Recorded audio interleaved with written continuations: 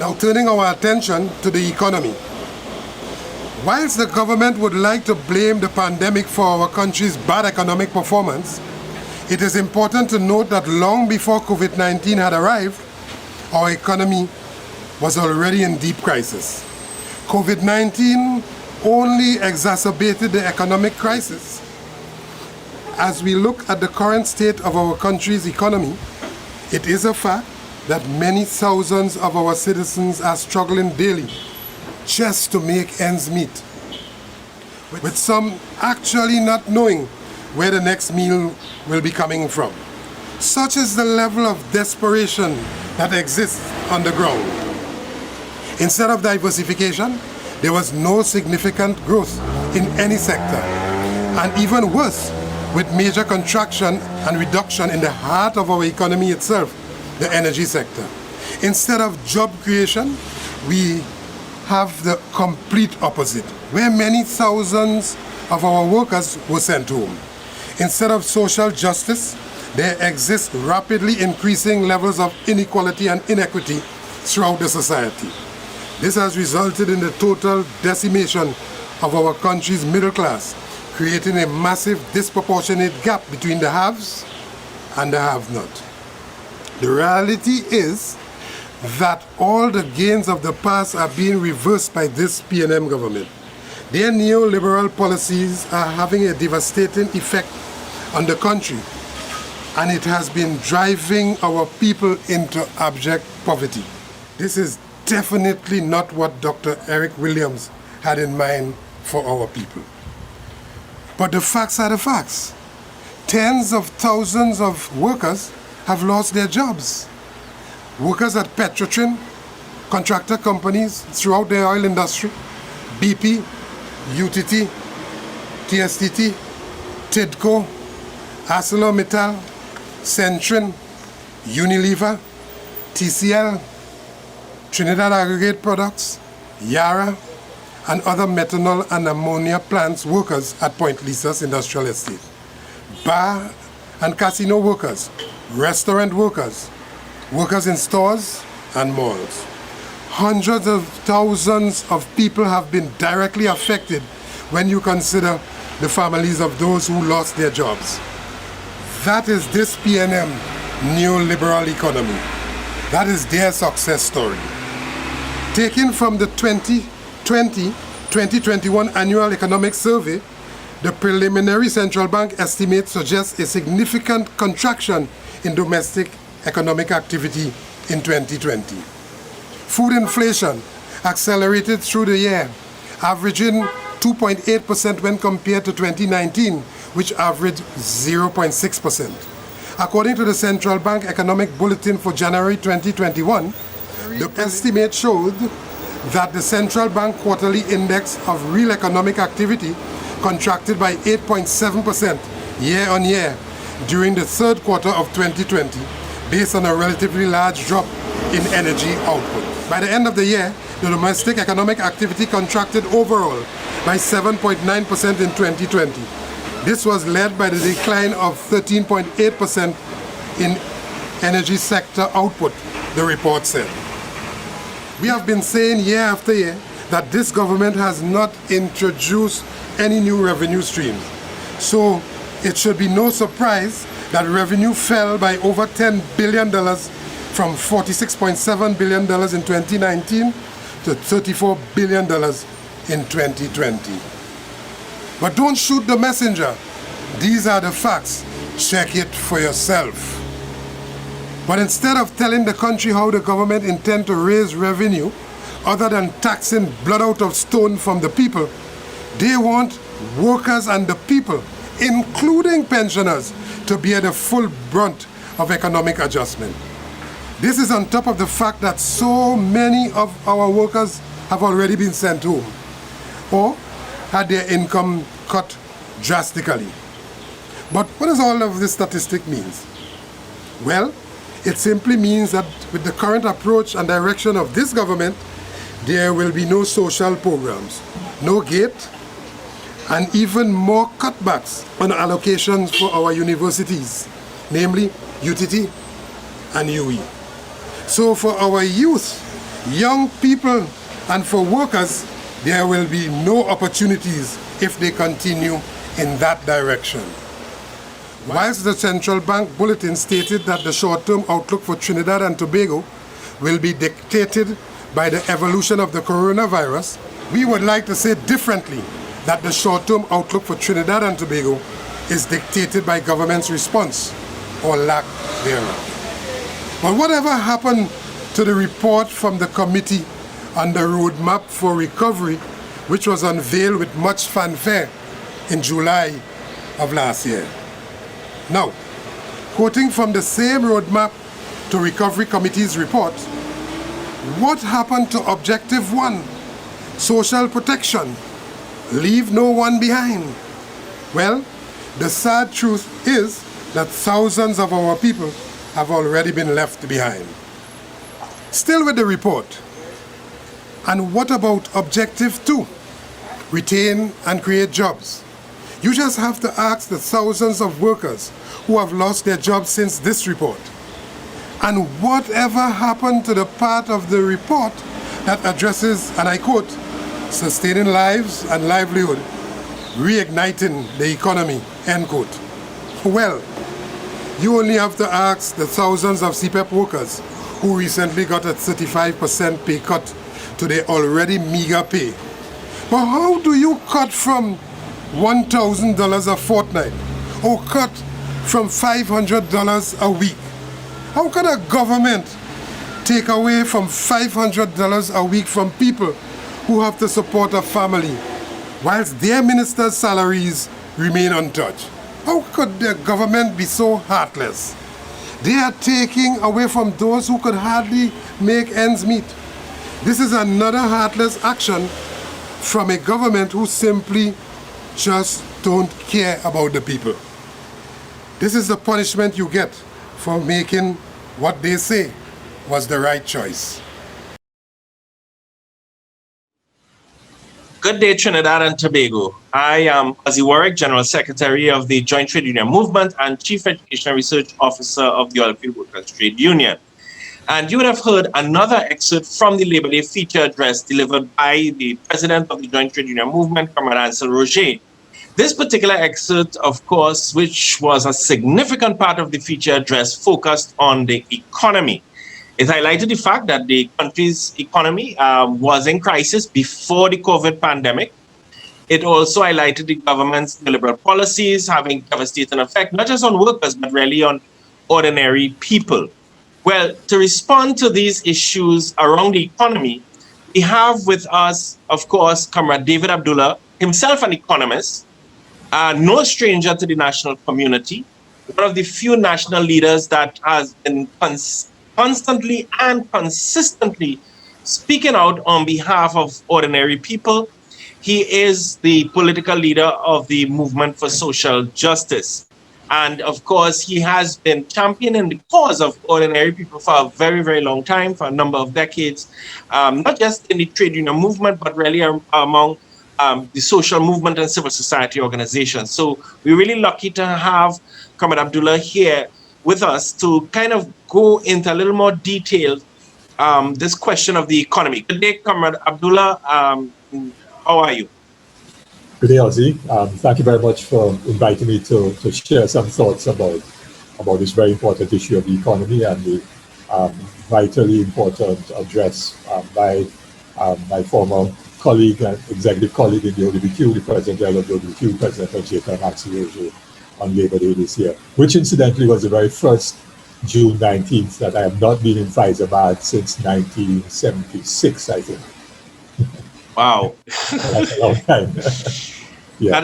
That's a pretty long time. And then it gives, again, the country a sense of how long you've been involved in really, and not just analyzing, but also proactively taking action for and on behalf of ordinary working people. I think so. It's just, I was happy that you mentioned that in the country, a sense that we're talking to someone who's been really fighting the cause of social justice for a fairly long time. I know you would have, of course, heard the excerpt from Comrade Roger's feature address. So I would like to get from you and so that Trinidad and Tobago can also hear from you your response as it relates to this question of the economy. Right. So I want to begin because Commodore made some very important points. I want to begin by putting forward, in a sense, a definition of what an economy is supposed to be. Yeah. And I want to put it very, very simply. An economy is really about how you organize your resources, whether they be the people resources, the resources from the land, financial resources, all the resources that a country has. How you organize those resources to produce various goods and services, and those goods and services that they produce really are meant to satisfy the needs of the people. That's why you're producing to satisfy the needs of the people. And so when we look at our economy in Trinidad and Tobago, there are some fundamental things that we have to identify. First of all, historically, our economy, like economies right throughout the Caribbean, have been organized in a way to produce goods or services that we then export, that are consumed by others outside of our country, and we earn foreign exchange in that way. So we produce sugar. We never consumed all the sugar locally. We then produce cocoa, and then oil, and of course now gas and petrochemicals and so on, which are generally exported. And from the export of those goods, we then earn foreign exchange. And if we have tourists coming here, that's another way of providing services that are benefiting foreigners, tourists coming here. We earn foreign exchange in that way. And we then use that foreign exchange to import all of the things that we need to consume here. The food, the medicines, the clothes, the motor vehicles, the computers that we are using for this Zoom meeting and recording and so on. All of these things we have to import with our foreign exchange. So that essentially is how our economy has functioned. Now, the second thing about that is that we need to understand is that the wealth that is generated from producing all these things that we have done over the years has never benefited everybody equally. That's fundamentally important. That the majority of the wealth has historically benefited those who have controlled economic power. And it has also benefited those who control political power through corruption. Yes? But it's primarily benefited those who control economic power. The big business people, the foreign multinationals, the big oil companies, the gas companies, and so on. Before them, the sugar barons, Tate and Lyle, and the sugar people who own the sugar estates, against whom Butler and the warrior workers of 1937 revolted. But they revolted against the oil companies and the sugar company owners and that kind of thing, because those owners controlled the majority of the wealth, and the workers got the crumbs. And that is what provoked the strike on June 19th that led to so much change, and which Commodore Roger's address, was on Labor Day. So the wealth that gets produced has gone disproportionately to the few, while the many have not been able to enjoy over a long period of time the quality of life that will enable them to be comfortable and happy. So that's the second key point about the way in which our economy works. Now, the third thing is that this structure has not changed. This system has not changed over the years. And there have been little things, what Lloyd Best would say, with chinks. There have been little reforms here and there. So we had state enterprises, and yes, we got some relatively more wealth from the oil industry when we had state companies, and we raised taxes and things like that. And so we had a windfall of wealth, the oil boom of the 1970s, and then the gas boom from about the late 1990s, well up to about the middle, about 2014 or 2015, well, about 2014. So we had those two booms, which the government had, therefore, a lot of revenues coming in.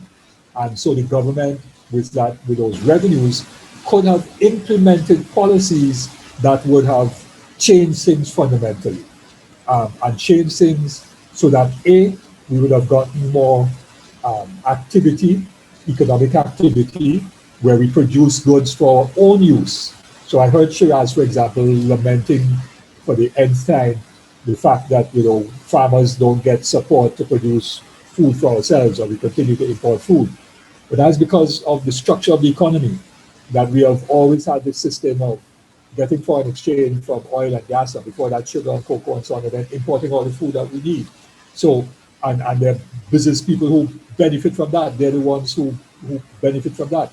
So to change that, then we would have had to invest heavily in agriculture, but we never did. Even when we had governments had the money to invest huge amounts in increasing agriculture, we never did. So they never tried to change the structure of the economy. So government plays a key role in either reinforcing the existing system, right, which is a system that creates inequality. A few have a lot and many have little. And the government also reinforces the system of us having to import nearly everything that we need.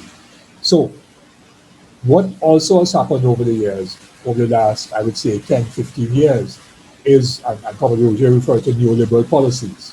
So neoliberal policies really are those policies which seek to entrench the power of the few.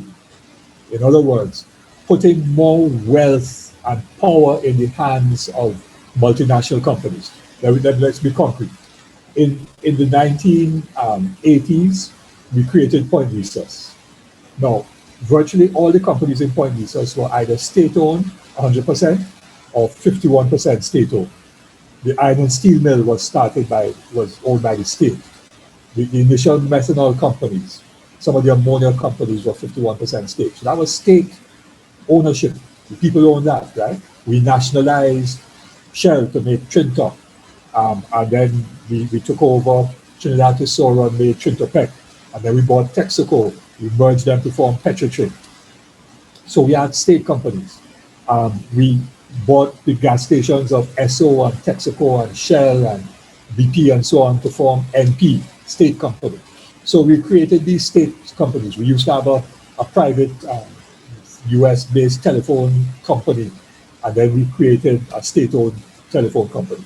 What has been happening over the years is that we've been privatizing, we've been selling out.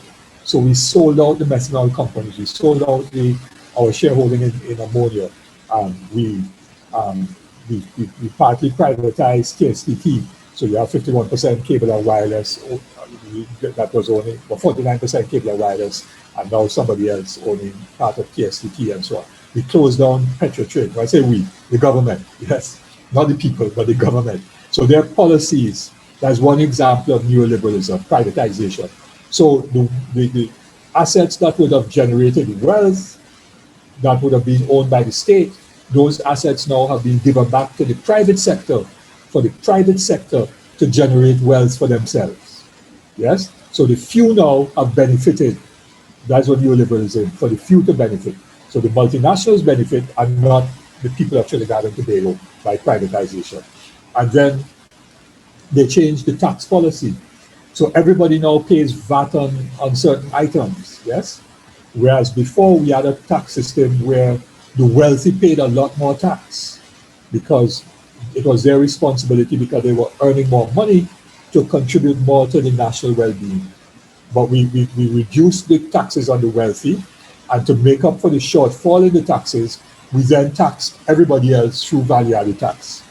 Now that again is how the few have benefited, because they have more money in their pocket. Big corporations make more profits after tax, and so they give their shareholders, who are the few, more dividends. Yes, so the few are benefiting from that. And there are other policies. For example, contract work.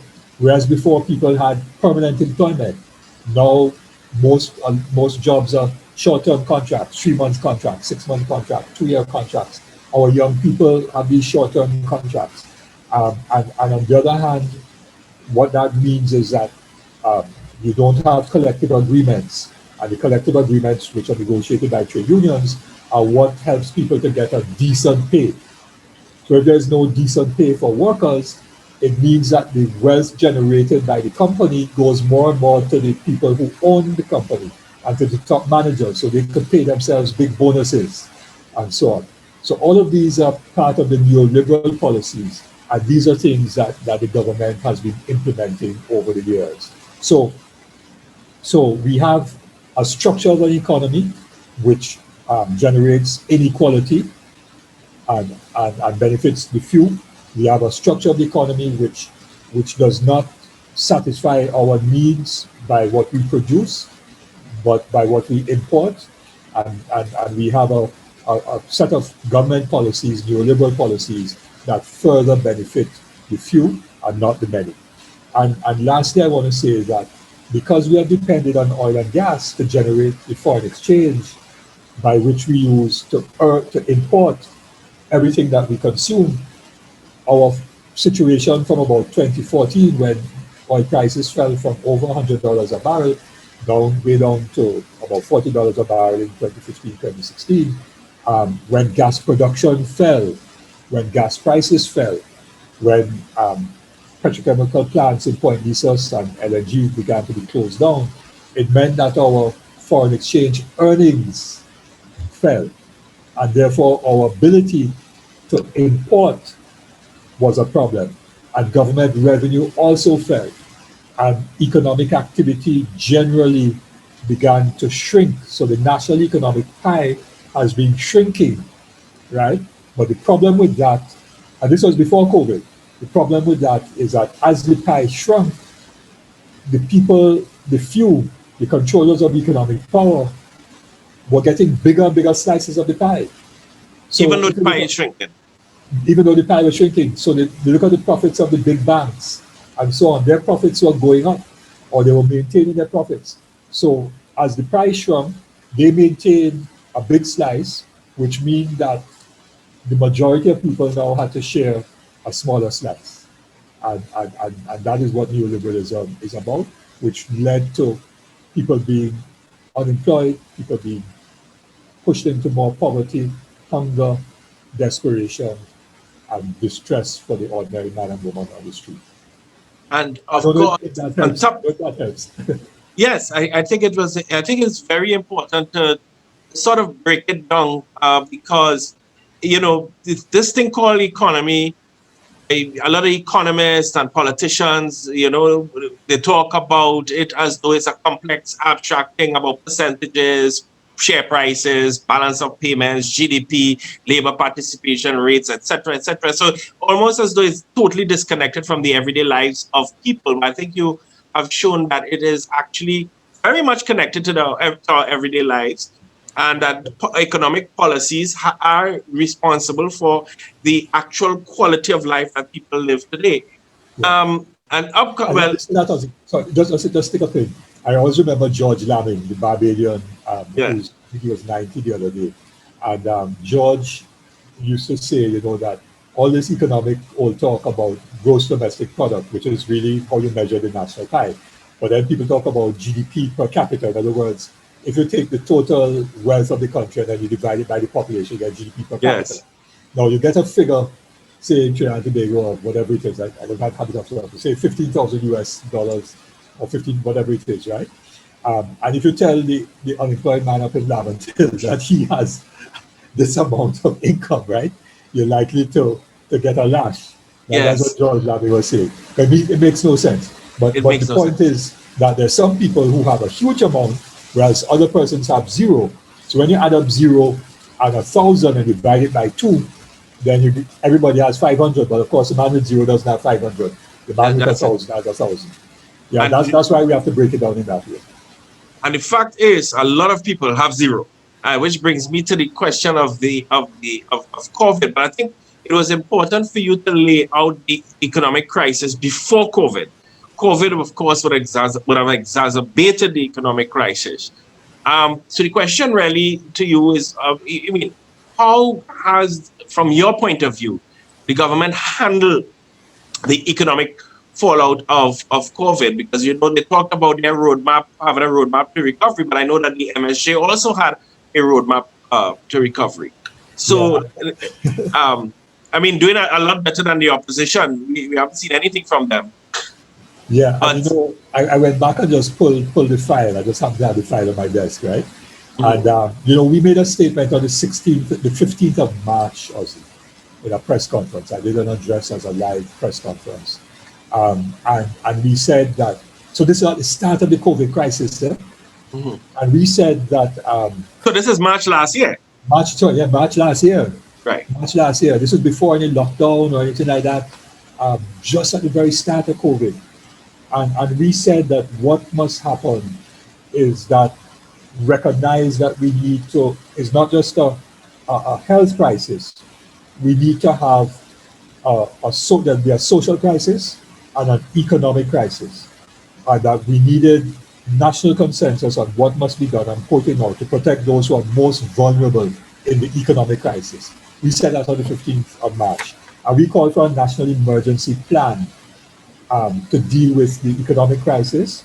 And we said what those things should be about: keeping everyone safe and healthy, that is, of course, dealing with the health problem, managing international economic fallout, dealing with what happens as businesses close, and protecting the most vulnerable workers, small business people, the unemployed, farmers, fisher folk, self-employed, and so on, so they don't bear the burden of adjustment.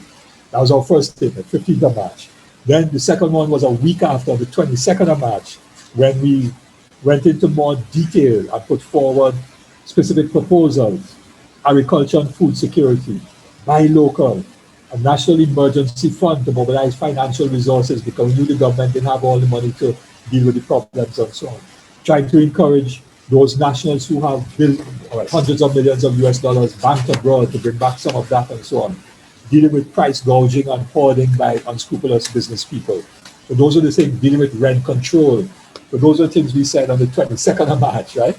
And then we came with our major document, I just put it up on the screen, right? Which was our roadmap for recovery, which as a party, we were the only political party to issue a roadmap for recovery. And we issued this before the government's roadmap for recovery report. And we issued this on the 7th of May last year. Of course, the government ignored what we said, but that is not unusual for them. But what is worse is that they ignored their own report. I'm not going to say that, yeah. It's not just, I mean, it's one thing to say, well, okay, MSJ is a competing organization, so we will ignore their roadmap. But how do you explain ignoring your own roadmap for recovery? Well, I said on a television program a few days ago that it was like Dr. Eric Williams, you might remember that, but when the telephone company Telco was doing very badly in the 70s, Williams said he fell up with the telephone, he could throw it in the Gulf of Paria, right? So I feel Rowley they throw the roadmap for recovery report in the Gulf of Paria, or they bury it in some unmarked grave. No, it's very sad. It's very, very sad. But it's not unusual because the Rowley government ignored the recommendations of the Economic Development Advisory Board, which he set up, and of which I was a member. So I know what I'm talking about as fact. They ignored it, yes? And we were doing good work. And I didn't agree with every proposal that we were coming up with, but we were working together to try to come up with good ideas to change the structure of the economy so that we would be able to find other ways of earning foreign exchange, not be totally dependent on oil and gas and so on. And then I was on the Petrotrain Review Committee, the so-called Lashley Committee, and the government threw that report in the dustbin and instead closed down Petrotrain when we never recommended anything of the sort. We recommended restructuring Petrotrain and so on. And Lashley Committee, like the Economic Advisory Board, was also set up by the very same government. Yes, and you know the backstory to that. The backstory to that was the Prime Minister asked to meet with me. And I had a private meeting with him, like Stuart Young was there and so on, and said to me, because I retired from the union by that time, he said, well, would the union be responsive to the idea of reviewing Petrotrain? And I said, of course it would. And then he had a meeting with the union executive, I think you were there. Yes. At the Office of the Prime Minister in St. Clair. I was there as well. I was there not as a member of the government team, nor as a member of the union executive.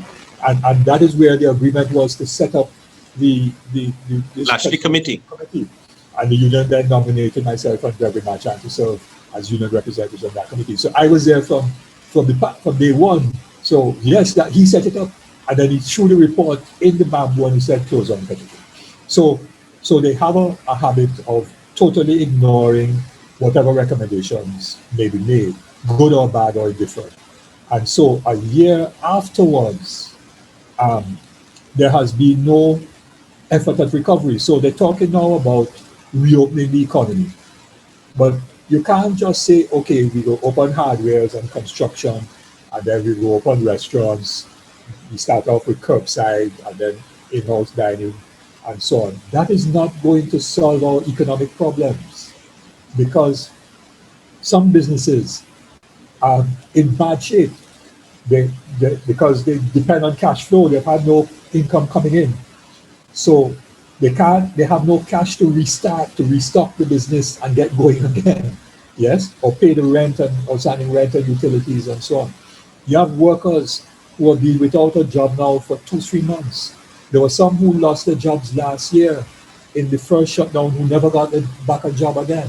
There were people who were unemployed, like the Petrotrain workers, ArcelorMittal, TSTT, Unilever, UTT. and we could go on and on. Workers who are retrenched, TCL, Yara, who were retrenched before COVID. And so they have no earning power. And therefore, they don't have the capacity to go by the supermarket or by the parlor to buy stuff or buy the hardware. So if they don't have the capacity to buy in the way they used to buy before, those businesses wouldn't be able to have the sales that they had before.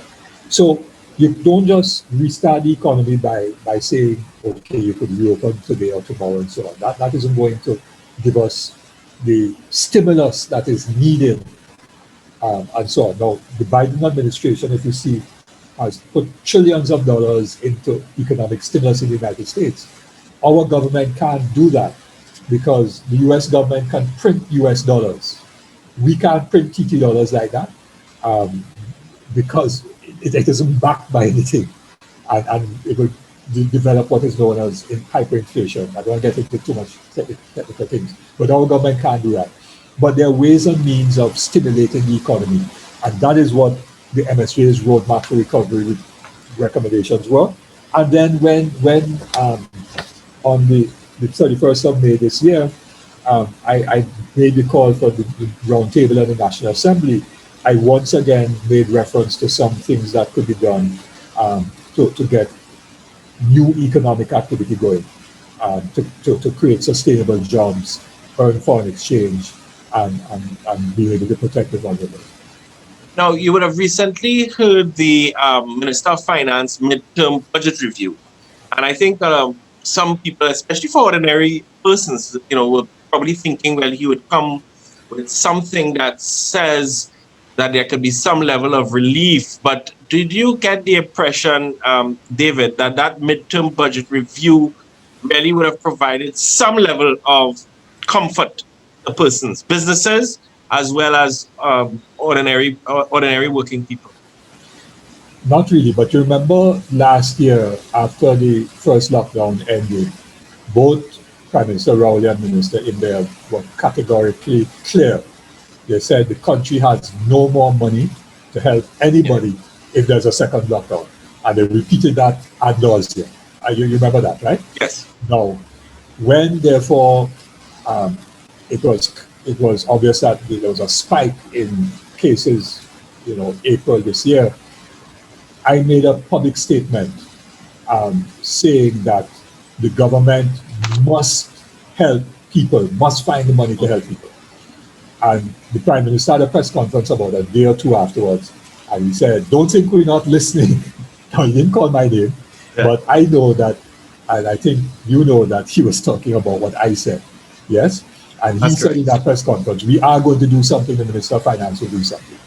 And then the Minister of Finance said they're going to come up with some salary grant and so on for the month of May, I think, or June. And now they've added July. But it is too little and it is coming too late. And there are people who never got salary relief grant from last year. So it is too little, too late. the hamper thing that the government is doing through NAMDEFCO and all of that, okay, fine, but then again, that is too little too late. Hunger is real. People are catching their tail out there. We get the stories from our members and so on about the pressures that people are under. Look, the Ministry of Education said at the start of the lockdown last year, 63,000 students plus did not have access to be able to access the online learning. They then reported that in April this year, a whole year afterwards, there were still 30-something thousand students who had no access to online learning. So we just throw 60-something thousand and then maybe halfway through the year, we left 33,000 children, throw them out of school basically, right? Yeah. Created a whole missing generation again. So the government's response has been poor. It has been too little, too late, and they're out of step with reality. When calls were made last year for the government to stop all these tax-free breaks for persons getting, high-end motor vehicles, we always said yes, they're going to do something. Yeah. I was October last year. Why they didn't do something about it to at least demonstrate that as leaders they are also making a sacrifice, because hundreds of thousands of people are not just making a sacrifice, they're struggling to survive, and our leadership has not demonstrated that they're true leaders in this regard. And so no, I didn't expect a huge amount in Minister India's midterm budget review, and we didn't get very much. But we forced them because we've made statements, and I made a statement, and I know the BQ has made a statement too subsequently, but I made a statement very early on saying that you can't liberalize fuel prices and increase diesel prices in the middle of a pandemic. That is madness. You can't look to increase water rates and electricity rates in the middle of a pandemic. That is madness. When people can't even get money to put food on the table, that is madness. When food prices are going up because of the international supply chain problem with shipping prices going up and shortages of food, and a whole set of other things. So we're in a bad place, Ozzy. We're in a bad place given the policies of this government. And let me just say, the opposition is not anyone to whom one can turn. And they're not only hopeless, they're opportunists, and they're nasty, and they're dishonest. David, as we bring this discussion to a close, and I think to the listening audience, I think they would really have gotten a greater appreciation as to what this thing, the economy, what it means to you as a person, right? Now, one of the things that I think this government have been able to do is to convince people somehow is that there is no other way, that their way is the only right way. I would like you, as we begin to close, to burst that bubble for sure. Meaning, can you tell Trinidad and Tobago whether indeed there is another way, and that you made the point about satisfying our needs, and you talked about the well-being of citizens. Is there another way to this approach, which in fact is having poor, ordinary working people pay for the recovery? Yeah, sure. And I want to say that that's a very critical point also, because we have to deal with false narratives, which is a nice way of saying a lie, yes? And this government has been very good at running down false narratives, which are believed, because it's coming from the government, people believe it, because you're supposed to believe what the Prime Minister and ministers say. And we have to punch holes in that. Not that we want to destroy the legitimacy of the office of those positions, but we have to punch holes in the false narratives. So let me just remember the false narratives about Petrotrail, that the refinery was an old car that is on the side of the road to be thrown away, but they now realize they needed to produce fuel, so that we wouldn't need foreign exchange to produce fuel, and so much more activity in terms of jobs and so on. But remember they said Petrotrail was a ward of the state, that taxpayers mining Petrotrail. No, the Trinidad and Tobago Transparency, Extractive Industries Transparency Initiative. There was a report that came out recently, which you'll be aware of, but there was part of it in the Business Guardian a few days ago. So let me just quote what was said. Looking at total payments, there's this tax payments and so on, and royalties made by oil companies. Between 2011 and 2018, the leading contributors were BPTT, 39.6 billion TT dollars, NGC, $36.9 billion, Petrotrin, $21.1 billion. Between 2011 and 2018, Petrotrin contributed to the country $21.1 billion. Now you can't, no taxpayer could say that mining, Petrotrin was helping to mine this country, yes, by the hard work of the workers. And that was the kind of false narrative that they ran down then, and the false narrative that they're running down now. Now, remember they said we couldn't borrow money to deal with Petrotrin's debt, but then they have to borrow money to deal with COVID. Did the country crash? Did the international ratings agencies, Standards & Poor's and Moody's, downgrade us to junk and cause us our foreign borrowing to balloon in terms of interest rates, and our banking system would have collapsed? Remember, that was all the false narrative about Petrotrin? No. Has any of that happened? No. So it was a lie. Now, we said that. The country didn't believe it. I gave evidence before the industrial court that it was a lie, right? Our senior counsel, Douglas Mendes, said to Vishnu Dampal, Permanent Secretary, Mr. Dampal, you misled and misinformed this court and the Court of Appeal, and so on. Now that's on record of the industrial court. So they have lied to the country. And so the challenge for us is to get our ideas out in terms of alternatives. And we have, well, JTUM issued many years ago, LEAP, the Labour's Economic Alternative Plan. We have our alternative roadmap, and there's a lot. So we have to be better at communicating our ideas. But workers have to reject this notion, and I said that in the Labour Day message, reject the notion that their loyalty to their party, being either red or yellow, is something they could continue with. Because if workers continue to be loyal to the red or yellow, what you are doing is digging yourself in your own eye, because you are allowing those false narratives to be perpetuated, and you yourself are reinforcing those false narratives. So that's the message. Workers, we have to have a revolution of the mind and open ourselves to our need to pursue our own issues, our own agenda for fundamental change and social justice in Trinidad and Tobago. I hope I answered your question. Yes. Well, yes, you did. And I think without going into the details of each alternative, because I will take that's a whole program by itself. I think that's a special program, but I think this first is to really break this psychological barrier or psychological prison that everything the governments say is the truth. Yeah. All right.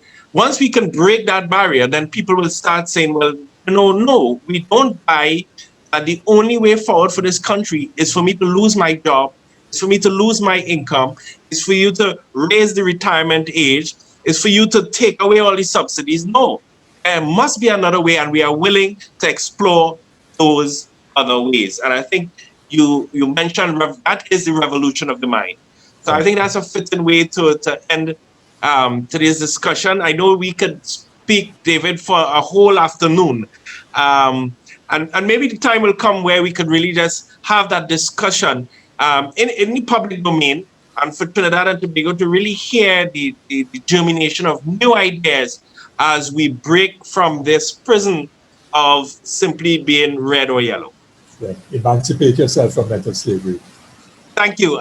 Trinidad and Tobago, that was David Abdulah, economist himself, as well as the political leader of the Movement for Social Justice, speaking to me here this today, really in response to the Labor Day feature address by Comrade Roger, but looking with a little more details into the question of the economy and leaving us with those powerful words of It is time for us to have a revolution of the mind. Thank you very much, David.